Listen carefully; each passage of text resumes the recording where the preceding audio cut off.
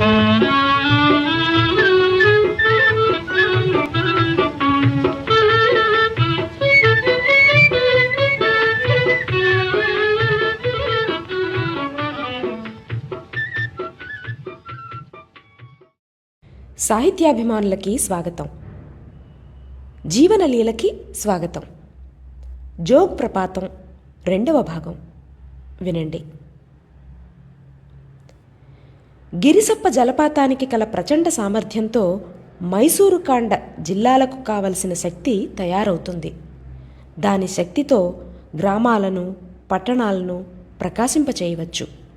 పెద్ద పెద్ద కార్ఖానాలను నడిపించవచ్చు. ఈ ప్రాంతాల ప్రజలను అనేక మందిని మూకు ఉమ్మడిగా నిర్వ్యాపారాలను చేయవచ్చు. ఇది ఆధునిక ఇంజనీర్లు ఇచ్చే సందేశం తాత్పర్యం. ప్రకృతి వలన కలిగే లాభాలన్నీ పృథ్వీ సంతానం అంతా పూర్వం సరిసమానంగా పంచుకొని జీవిస్తూ జీవనయాత్ర భారాన్ని తగ్గించుకునేవారు. ప్రస్తుతం మనుష్యులకు ఏ విధమైన శక్తి లభ్యమైనా అది వెంటనే స్పర్ధంతో అన్యులపై శ్రేష్టతను ఆపాదించుకునేటందుకు మాత్రమే వారు వినియోగిస్తూ ఉన్నారు. ఆ గొప్పతనము ఇతరులను చంపి సంపాదించినది కావచ్చు, ఇతరులను బానిసలను చేసి సంపాదించినది కావచ్చు, పోతే తోటివారిని అర్ధాకలితో మార్చి సంపాదించినదైనా కావచ్చు. మైసూరు రాజ్యం బాగా పురోభివృద్ధి చెందిన రాష్ట్రం.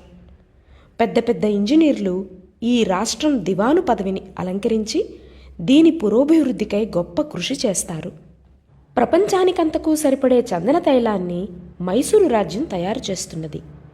ఇది అతిశయోక్తి కాదు. హిందూ దేశంలో ఎక్కువ బంగారాన్ని ఉత్పత్తి చేసే గనులు, కార్ఖానాలు మైసూరులో ఉన్నాయి.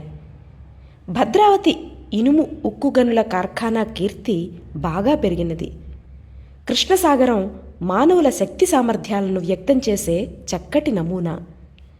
అటువంటి మైసూరు రాజ్యం గిరిసప్ప జలపాతాన్ని వృధా చెయ్యదు. ఇది అసంభవం. కానీ ఈ జలోద్భవ శక్తిని ఉపయోగంలోకి తీసుకురాకపోవటం ఇంతవరకు ఏ కారణం చేతనో తెలియటం లేదు. గిరిసప్ప ప్రకృతి శోభలో నేటికి అదే ఉదాత్త, అదే గంభీరతలు వ్యక్తమవుతున్నాయి. ఇందులో ఏమీ సందేహం లేదు. సోదరి నివేదిత తులనాత్మకంగా చెప్పిన ప్రఖ్యాత ప్రవచనాలు ఈ సందర్భంలో జ్ఞప్తికి వస్తున్నాయి. ఒకానొక రమణీయ ప్రదేశం భారతీయులను ఆకర్షించినదంటే అది తక్షణమే ధార్మిక రూపాంతరాన్ని పొందుతున్నది. గోమాత తన సంతానాన్ని పిలిచినట్లు, జీవాత్మ పరమాత్మను సంబోధించినట్లుగా భారత హృదయం ఒక అద్భుత రమణీయ భవ్య సుందర దృశ్యాన్ని చూడగానే ధార్మిక స్పందనాన్ని తక్షణం పొందుతుంది. నయాగరా జలపాతం హిందూ దేశంలో గంగానది వద్ద ఉంటే భారతీయులు అక్కడ ఎటువంటి వాతావరణాన్ని కల్పించి ఉండేవారు? రైళ్లలో తండోపతండాలుగా ఆమోద ప్రమోదాలతో పిక్నిక్లకు పోయే జనావళికి బదులుగా ప్రతి మాసం, ప్రతి సంవత్సరం ప్రభాత పూజ చేసేందుకు జనులు తండోపతండాలుగా ఏకమయ్యేవారు. భోగ విలాస సాధకాలైన హోటళ్ల స్థానే హృదయాల్లోంచి ఉప్పొంగి వచ్చే భక్తి ప్రవాహానికి చిహ్నాలుగా ప్రపాత తీరాన మధ్య మధ్యను దేవాలయాలు ప్రతిష్ఠింపబడి ఉండేవి. సృష్టి వైభవాన్ని చూసి కబుర్లు చెప్పుకుంటూ విశ్రాంతిగా, దర్జాగా కాలక్షేపం చేయటానికి బదులు ఇక్కడ తపశ్చర్య సలిపే చోటుగా మార్చి ఉండేవారు. ఇంత ప్రచండ శక్తిని మనుష్యుల సౌకర్యం కోసం ఖైదు చేయటానికి బదులు ప్రకృతిలో ఐక్యమవ్వాలనే ఉత్కంఠతో ప్రజలు ఆ ప్రవాహమును జీవన ప్రవాహంతో మేళవించేవారు. ప్రజల స్వభావాలు విభిన్నంగా ఉంటాయి. ప్రకృతి సౌందర్యాన్ని అవలోకించి దానిలో దూకి శరీరాన్ని త్యజించటంలో ఆధ్యాత్మికత ఉన్నదా అంటే లేదని ఖచ్చితంగా చెప్పాలి. శరీర బంధనం నుంచి విముక్తి చెందాలని అనుకోవటం ఎంతమాత్రం తప్పు కాదు. ఎలాగైనా జీవితాన్ని అంటిపెట్టుకుని బ్రతకాలి అనే పామరత్వంతో కూడిన జీవితాశను మనుష్యులు త్యజించాలి. ఆధ్యాత్మిక ప్రగతి ఇందులో ఉన్నది. ఈ ప్రవృత్తి మనుష్యులకు ఏర్పడాలి. క్షణికోన్మాదం అర్ధరహితం. నశించిపోవాలనే కోర్కే మానవ హృదయంలో ఎప్పుడో ఒకప్పుడు కలుగక మానదు. ఇది పరమేశ్వరుని వికృతులలో ఒకటి. ఇందలి ఆధ్యాత్మిక తత్వం తాలూకు చిహ్నమును చూసి పరవశం చెందటం మనుష్య జీవన మహాత్మ్యానికి శోభను ఆపాదించదు. బుద్ధ భగవానుడు తన నిజ దృష్టితో చూసి విభావతృష్ణ అనే పేరుతో దానిని తిరస్కరించారు. విభావం అంటే అర్థం నాశం. మనువు కూడా ఇదే విషయాన్ని తన వాక్యాలలో చెప్పాడు. నా భిన్నదేత మరణం, నా భిన్నదేత జీవితం.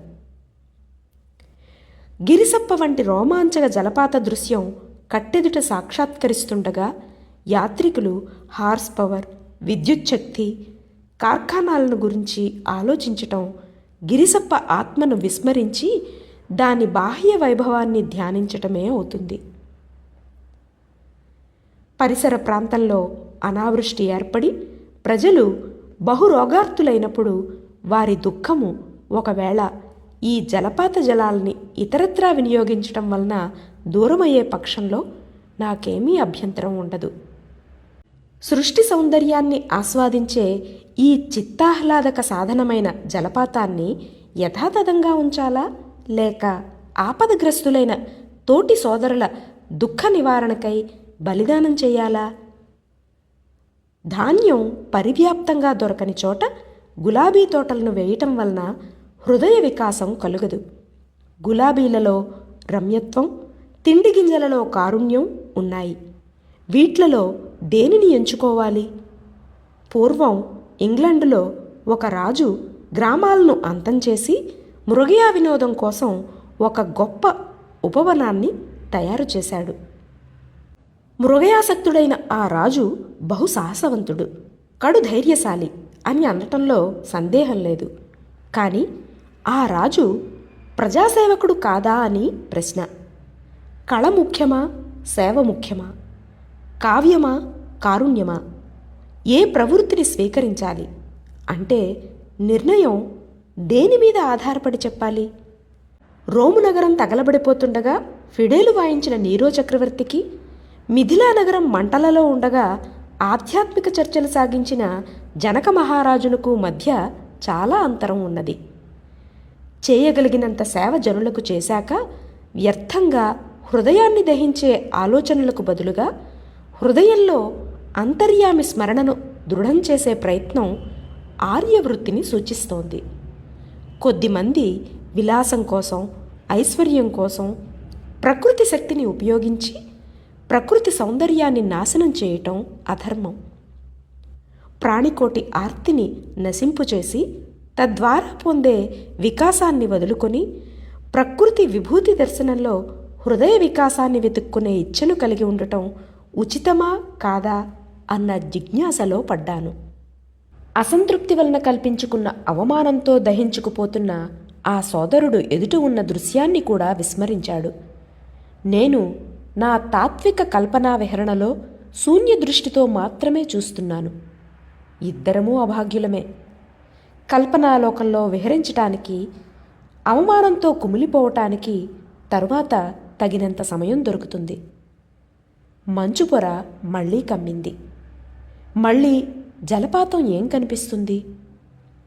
రాజాజీ అన్నారు, వేసవిలో జలపాతం పడేటప్పుడు నీటి తుంపరల మీద ఇంద్రధనుస్సు రకరకాలుగా కనిపిస్తుంది.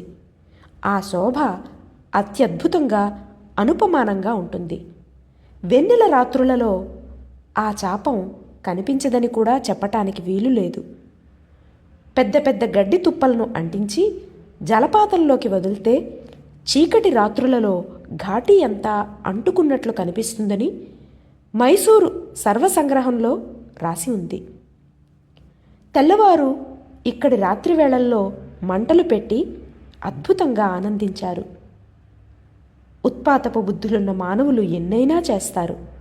నాకటువంటివి గిట్టవు.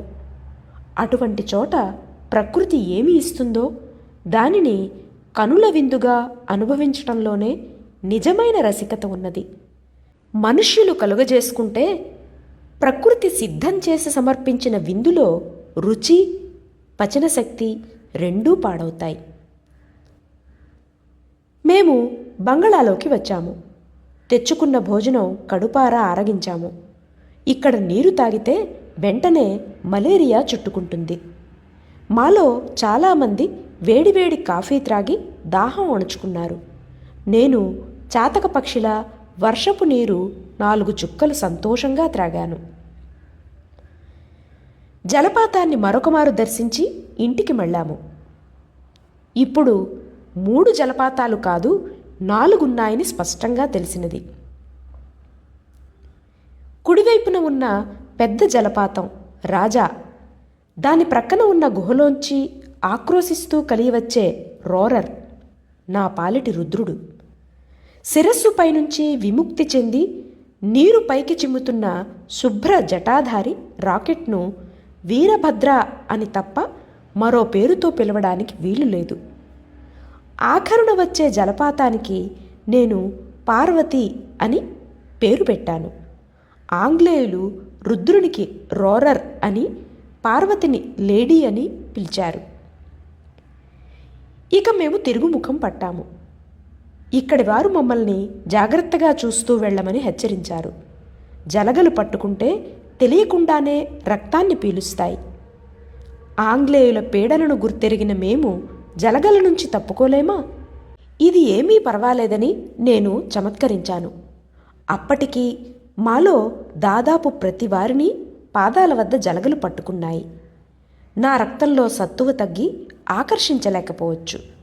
బహుశా నా నెత్తురు వాటికి గిట్టకపోవచ్చు. లేదా నేను చాలా జాగ్రత్తగా తప్పించుకుని వచ్చాను కాబోలు. నాది కాకదృష్టి. నన్ను జలగలు పట్టుకోలేవు. మేము ముందుకు సాగాము. మణిబెహన్ ఇక ఉండలేక, కొంచెం ఆగండి, ఇటువైపు నుంచి కనిపిస్తే ఒకమారు జలపాతం దర్శనం చేసుకుని వస్తాను అన్నది. మరి మంచు పొర విడకపోతేనో అన్నాను. విడకపోతే మునిగిపోయేదేమీ లేదు, తిరిగి వచ్చేస్తాను, ఒకమారు చూడనివ్వండి అన్నారామె. తిరిగి వస్తుండగా మధ్యదారిలో గండిపడినది. అంతా చుట్టూ తిరిగి దగ్గరకు వెళ్ళి పార్వతి దర్శనం చేశారు.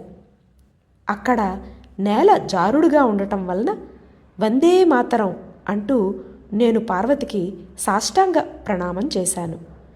ఏ మార్గం గుండా అజ్ఞాత అననుభూతి దశలో వెళ్ళామో తిరిగి ఆ దృశ్యాలను మననం చేసుకుంటూ ఆనందంగా అదే మార్గంలో నడిచి వచ్చాము.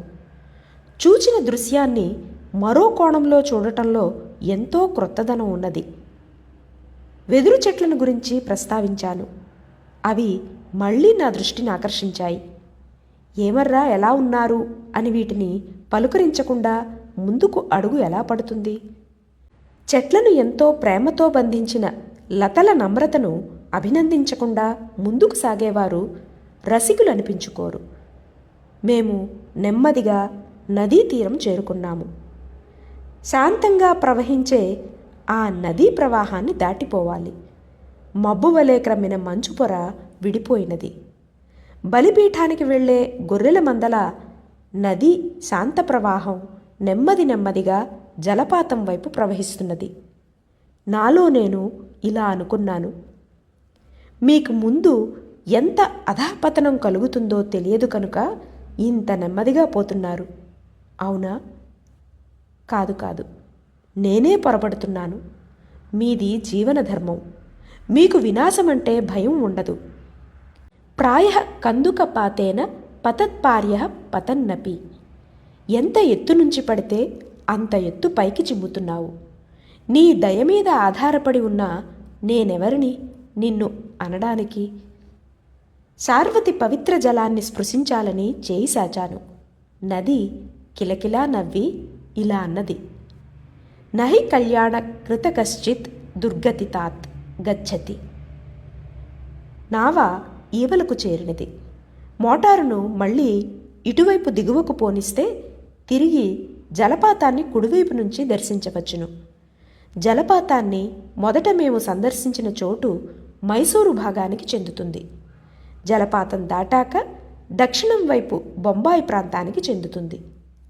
జోగ్ ప్రపాతం బొంబాయి, మైసూరు రాష్ట్రాల సరిహద్దులో ఉన్నది. జలపాతానికి ఇటువైపు చాలా దగ్గర. పెద్ద పెద్ద రాళ్ల మధ్య నుంచి పరుగుచ్చుకున్నాను. నాకు జబ్బు మనిషిననే ప్రతీతి ఉన్నది. ఇది వరకు 2 సంవత్సరాలు జబ్బు పడ్డాను. అటువంటిది నేను ఆ పరుగెత్తడం చూసి రాజాజీ ఆశ్చర్యపడ్డారు. ఎవరో కాని అన్నారు, ఆయన మహారాష్ట్రుడు, కొండజాతివారు, పైగా హిమాలయ యాత్ర కూడా చేశారు. నీటికి చేపలకు ఎలాంటి సంబంధం ఉంటుందో అటువంటి సంబంధం మహారాష్ట్రులకు కొండలకు ఉంటుంది. ఈ మాటలు వింటూ కూర్చోటానికి నాకెక్కడ వ్యవధి. పరిగెత్తి రాజా ప్రపాతం వద్ద ఉన్న గుట్ట మీదకు చేరాను. ఇక్కడ నిలబడి క్రిందకు చూడలేము, కళ్ళు తిరిగి పడిపోతాము. 4 జలపాతాలు పడుతూ చేసే రొదలో ఇక మరేమీ వినిపించదు. జలపాతంలో నీరు పడి తక్షణం క్రింద నుంచి మీదకు మళ్లీ చిమ్మినట్లు, చెవిలో పడే శబ్దం కూడా పైకి పోతున్నట్లు అనిపిస్తుంది. ప్రథమంగా నా దృష్టిని ఆకర్షించినది రాజా గండస్థలమును అలంకరించిన ముత్యాల హారం. తరువాత నన్ను ఆకర్షించినది జలప్రళయం వచ్చినప్పుడు ప్రజలను ఉద్ధరించటానికి గజీతగాళ్లు నీటిలో ఉరికినట్లు ప్రపాతంలోనికి ఎగురుతూ ప్రవేశించి ఈవలావలకు తిరుగాడే పక్షి సంతతి. ఈ పక్షులకు గొప్ప భీషణంగా ఉన్న జలపాతం అంటే నదురు బెదురు లేదు కాబోలు. అవి చాలా గుండెధైర్యం కలవి. నా ఉద్దేశంలో ఆగంతుకంగా వచ్చిన పక్షులకు అంత సాహసం ఉండదు. ఈ పక్షులు ఈ జోగు ప్రపాతంలోనే పుట్టి పెరిగాయి కనుక వాటికి జలపాతం సురక్షితమైన చోటు.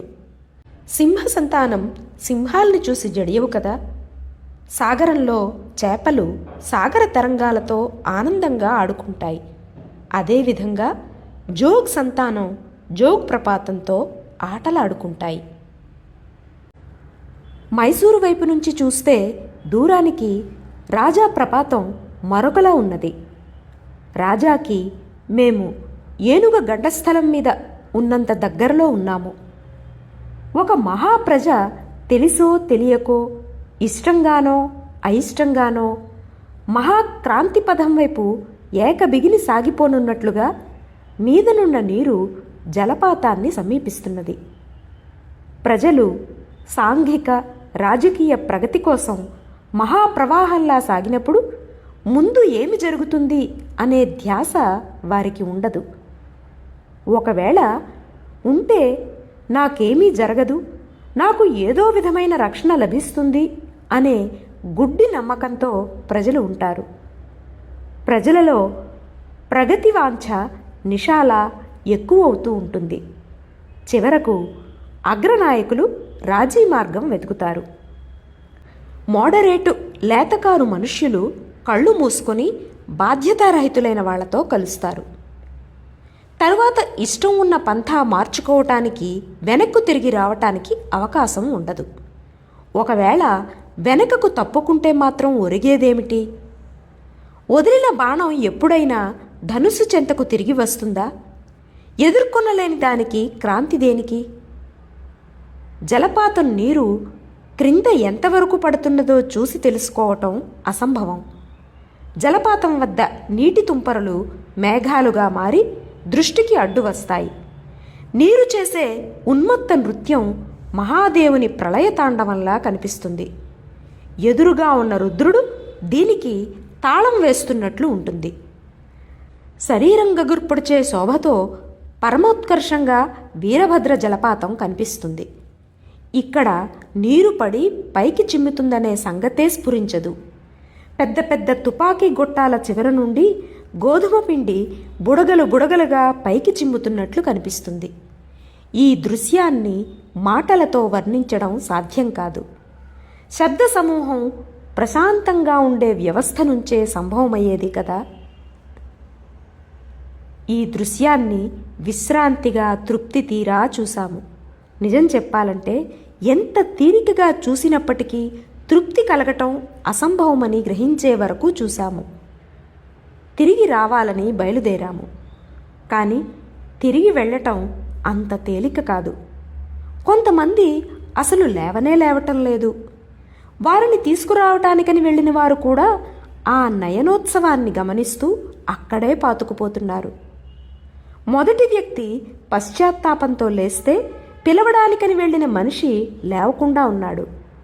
పోనీ ఇద్దరూ తమాయించుకొని అతి కష్టం మీద లేచి రాబోతే వారి మీద కోపగించి తీసుకువద్దామని వెళ్ళిన మూడవ వ్యక్తి అక్కడకు వెళ్ళి వశం తప్పి మిగతా వాళ్ల పట్టుదలను కూడా సడలిస్తున్నాడు. మన మీద కోపగించుకున్న సోదరుడు కూడా కొంచెం పట్టు తప్పి జలపాతాన్ని చూసి ఆనందిస్తుంటే మనం కూడా మరి కాస్త జాప్యం చేయడంలో దోషం ఏముంటుంది అనుకున్నారు. అతనికంటే మాకు ఎక్కువ నిగ్రహం ఉందని మేము అనలేదు కదా. అక్కడ ఒక శిల మీదకు చేరితే రాజా నీటిలో కాళ్ళు పెట్టుకోవాలని అనుకున్నాను. ఆ శిల ఒక చిన్న ద్వీపంలా ఉన్నది. దాని చుట్టూ నదీ నీరు ప్రవహిస్తున్నది. రాజాజీ నన్ను వెళ్ళనివ్వలేదు. ఆయన మాట కాదని వెళ్తే చాలా పెడసరంగా ఉంటుంది. రాజాజీ ఆజ్ఞను ఉల్లంఘించి రాజా నెత్తి మీద కాళ్ళు పెట్టడం వీలు కాదు. మేము తిరిగి వచ్చాము.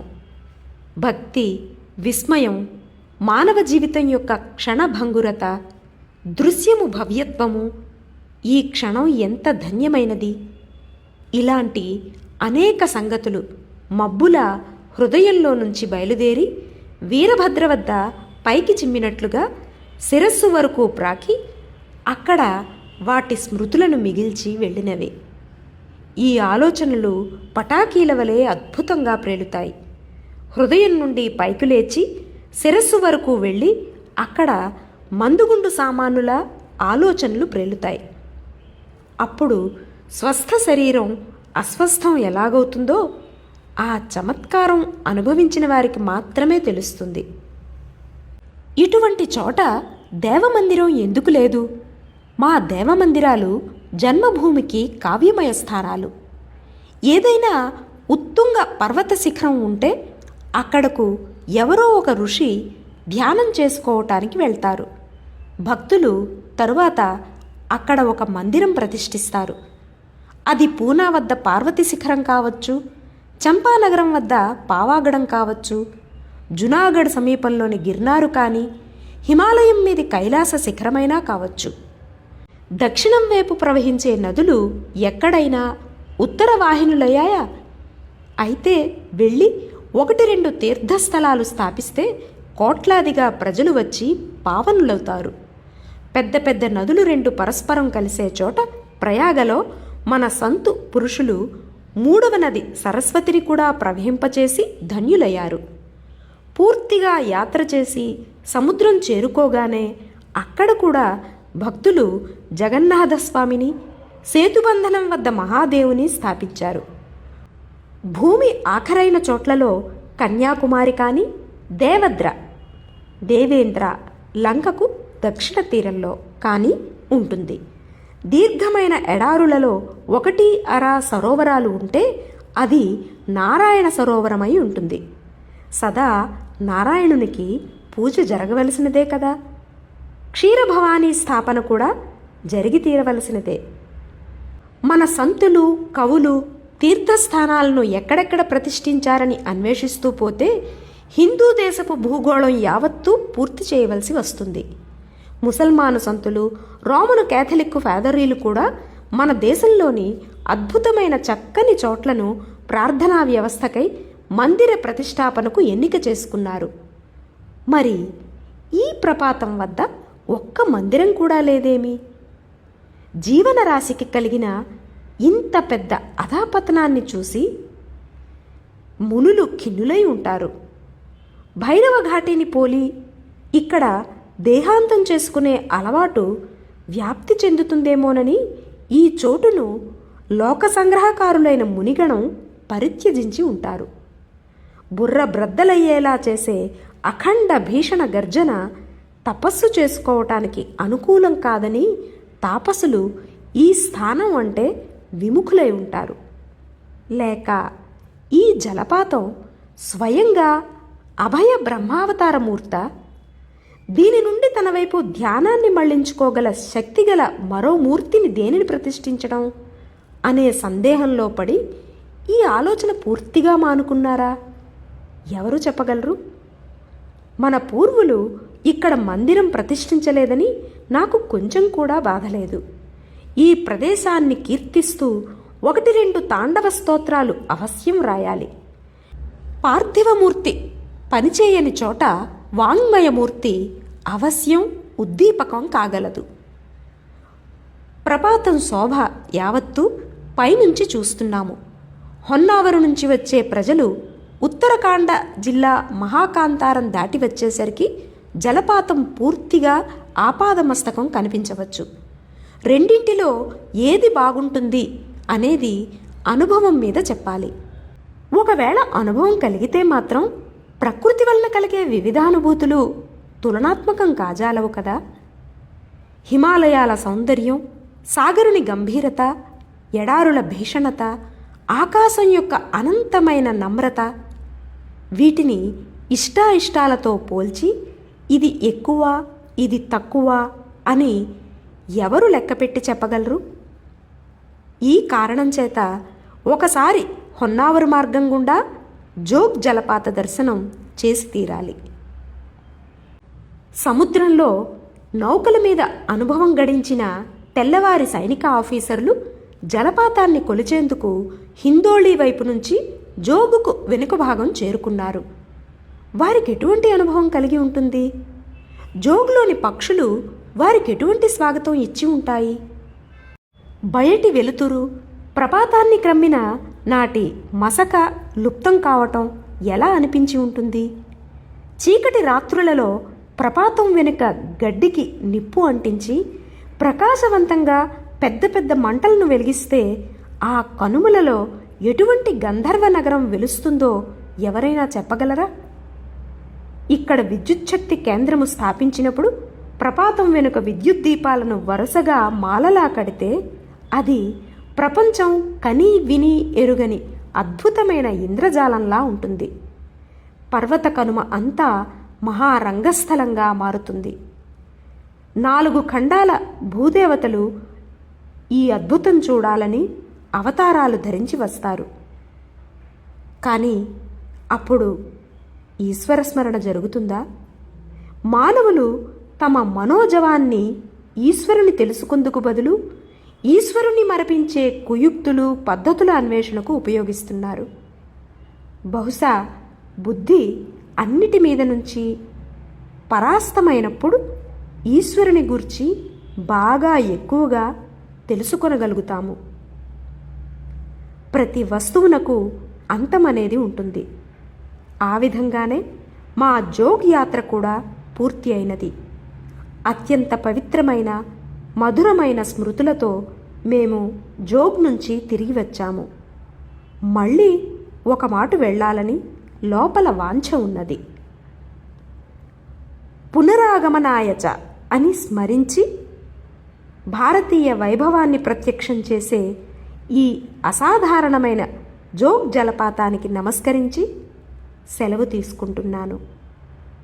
సెప్టెంబర్ 1927. ఇది జీవనలీలలో జోగ్ ప్రపాతం గురించి. వచ్చేసారి మరొక అంశంతో కలుద్దాం. అంతవరకు సెలవు. నమస్కారం.